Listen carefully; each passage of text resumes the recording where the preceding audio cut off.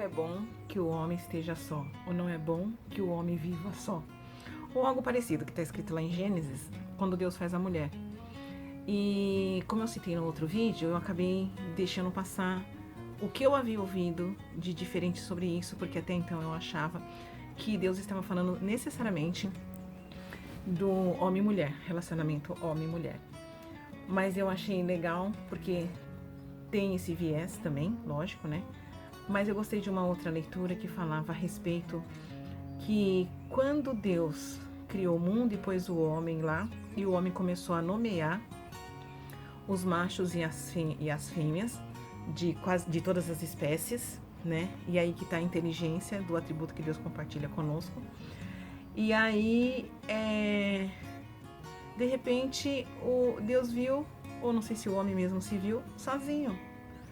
E aí é legal porque a gente tem Deus para se reportar. Mas a explanação a respeito desse viés que eu ouvi não é a mesma coisa, né? Por exemplo, hoje está muito na moda falar, eu sou amiga da minha filha.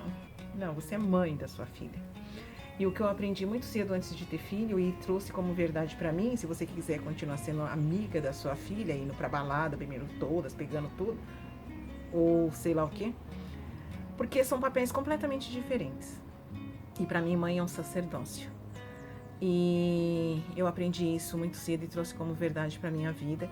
E os meus próprios filhos ficam revoltados com essa minha fala. Mas graças a Deus ficavam, né? Porque amadurecimento eles estão melhorando um pouco mais.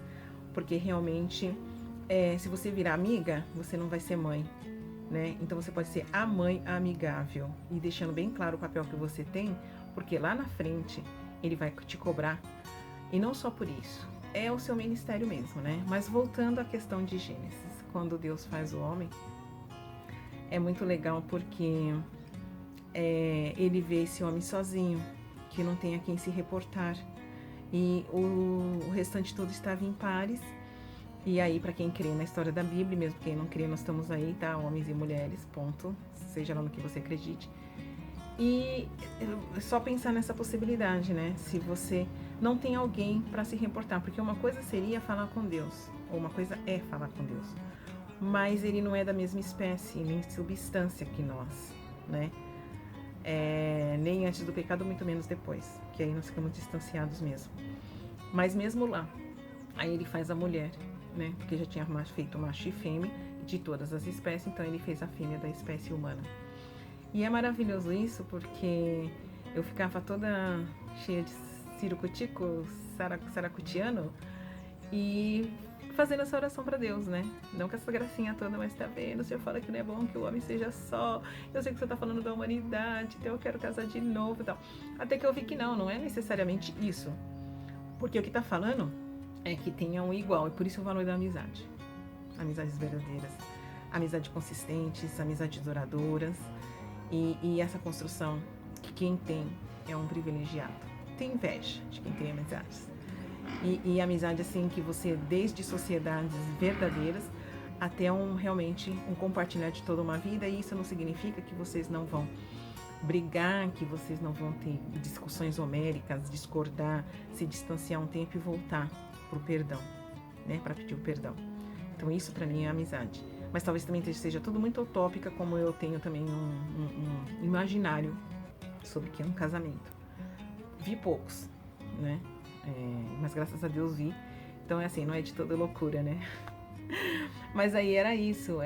Deus não é bom que o homem vive só, que ele sempre está precisando do outro, né? Ele tem que ter a espécie dele para falar com ele, porque é o mesmo sentimento, é a mesma natureza.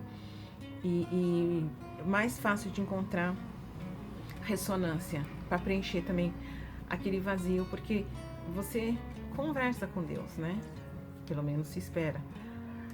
E Deus responde, Deus fala, mas você ainda fica com uma falta do outro, porque naturalmente também você já foi assim. E ele consumou essa criação quando criou macho e fêmea.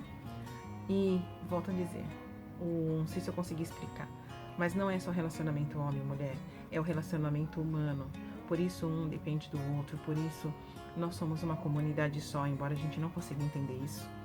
embora humanamente nós sejamos todos irmãos, da natureza humana, da mesma espécie, né? E é a natureza que tem mais dificuldade de compreender isso. Mas eu não sei se eu expliquei, se eu compliquei, mas não é bom que o homem viva só.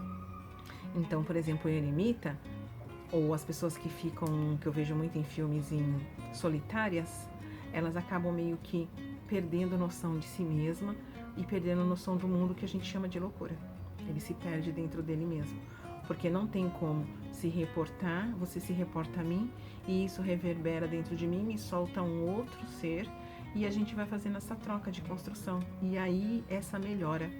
E inclusive as religiões que procuram essa melhora, o contato, a comunidade, o conviver com o outro, seja lá que religião você está falando, sempre tem um conjunto, uma comunidade, porque não é bom que o homem viva só.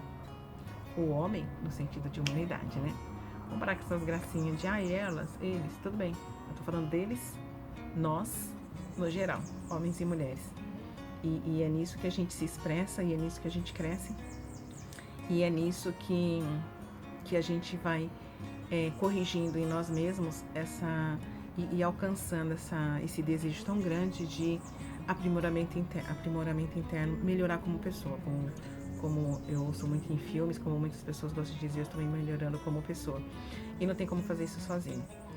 Não é bom que o homem viva só dentro desse relacionamento.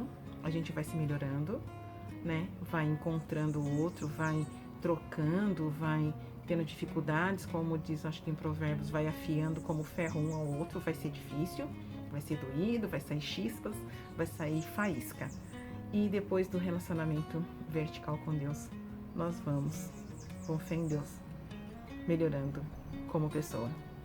Amém.